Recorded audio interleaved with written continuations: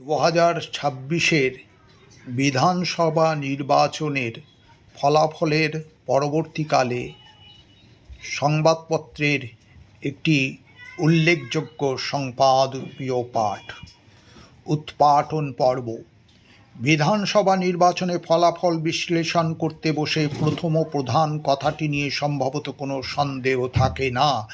এই নির্বাচন বার করে আনল তৃণমূল কংগ্রেসের শাসনকালের বিষয়ে রাজ্যবাসীর ক্রোধ, ক্ষোভ চূড়ান্ত সীমায় পৌঁছানোর ছবি। একদিকে মন্ত্রী, নেতা, উচ্চস্তর কর্মীদের লাগাম ছাড়া দুর্নীতি, অন্যদিকে দলপোষিত তোলাবাজি সিন্ডিকেট, পাশাপাশি শিক্ষা বা স্বাস্থ্যের মতো মৌলিক মানব পরিকাঠামো যে কার্যত ভেঙে পড়তে দেখা গিয়েছে, তার পিছনেও এই দ্বৈত কারণ। একটি ক্ষেত্রে ব্যর্থতা প্রভাব ফেলেছে অন্য ক্ষেত্রগুলির উপরেও। যেমন সাম্প্রতিক অতীতে রাজ্য স্কুল শিক্ষক নিয়োগে যে বিপুল দুর্নীতির সাক্ষী থেকেছে, তার প্রত্যক্ষ ফল হিসেবে ক্ষতিগ্রস্ত হয়েছে স্কুল শিক্ষা ব্যবস্থা। অসাধু পথে চাকরি পাওয়া শিক্ষকদের অপসারণের ফলে বহু স্কুলে শিক্ষকের ঘাটতি হয়েছে। আবার দীর্ঘদিন ধরে শিক্ষক নিয়োগ বন্ধ থাকাতেও ক্ষতি হয়েছে ছাত্রছাত্রীদের। রাজ্যের প্রশাসনিক ব্যর্থতার আরও একটি বড় নিদর্শন 2024 সালের আরজিকর কাণ্ড। সে কাণ্ডের পিছনেও ছিল সামূহিক দুর্নীতি, যা চলেছিল শাসক দলের প্রশ্রয়ে।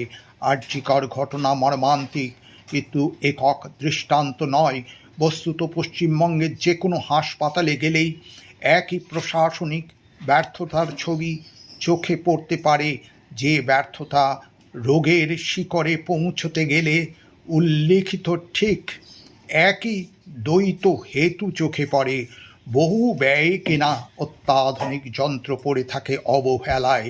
রোগীর পরীক্ষা নিরীক্ষা করাতে হয় বাইরের নির্দিষ্ট কোনো বেসরকারি পরীক্ষা কেন্দ্রে। হাসপাতালের ফার্মেসি থেকে সরকারি ওষুধ চালান হয়ে যায় বাইরে, সাদা কাগজে লিখে দেওয়া ফর্দ অনুসারে। রোগীর পরিজনকে সে ওষুধ কিনে আনতে হয় বাইরের দোকান থেকে। এসবই দুর্নীতি এবং তোলাবাজির বিবিধ উপকরণ। একই কারণে রাস্তা তৈরির জন্য বরাদ্দের সিংহভাগ বিভিন্ন স্তরে কাটমানি দিতে খরচ হয়ে যায়। ফলে তৈরি হওয়ার পরের দিনে রাস্তা বেহাল হয়।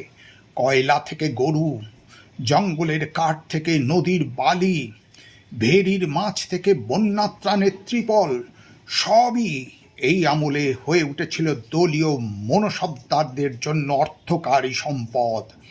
যিনি যতখানি এলাকা গায়ের জোরে অথবা রাজনৈতিক প্রতিপত্তিতে নিয়ন্ত্রণ করতে পেরেছেন, তত দ্রুত তার আর্থিক উন্নতি ঘটেছে।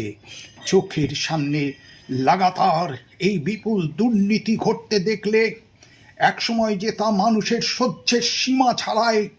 বিধানসভা নির্বাচনের ফলাফল সে কথার সাক্ষ্য বহন করেছে। শাসক দলের শীর্ষ নেতারা হয় এই দুর্নীতি দেখেননি অথবা দেখেও অগ্রাহ্য করেছেন।